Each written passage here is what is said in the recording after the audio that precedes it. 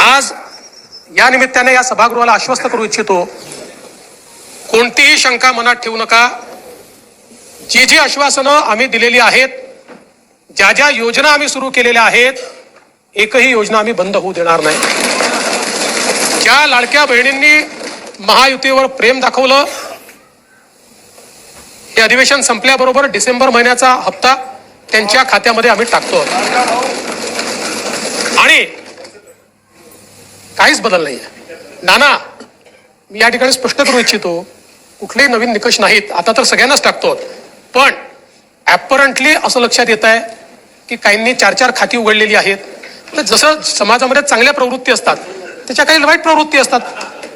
एखादी योजना जर चुकीच्या पद्धतीने कोणी वापरत असेल तर जनतेचा पैसा आहे, तुमची आमची सगळ्यांची जबाबदारी आहे की तो योग्य प्रकारे गेला पाहिजे.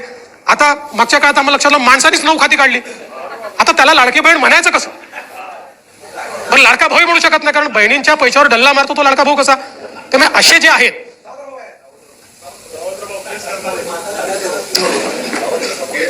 त्यामुळे शेतकऱ्यांच्या संदर्भात आम्ही दिलेली आश्वासनं असतील, युवांच्या संदर्भात दिलेली आश्वासनं असतील, ज्येष्ठांच्या संदर्भात दिलेली आश्वासनं असतील, समाजातल्या वंचितांच्या संदर्भात दिलेली आश्वासनं असतील, ही सर्व आश्वासनं या ठिकाणी आम्ही पूर्ण करणारच आहोत.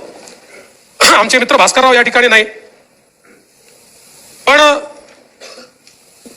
माझे सरकार याच्यावरच त्यांना परवा आक्षेप होता. आता तसे फार हुशार आहेत ते, इतके वर्ष त्यांनी राज्यपालांचं भाषण देखील ऐकलेलं आहे. कदाचित शाळेत असताना नागरिक शास्त्राला दांडी मारत असतील ते.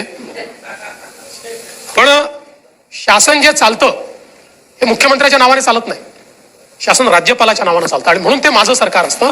म्हणून राज्यपालांनी माझं सरकार म्हटलेलं आहे. तथापि माझे मित्र भास्करराव नसल्यामुळे मी त्याच्यावर जास्त या ठिकाणी बोलणार नाही.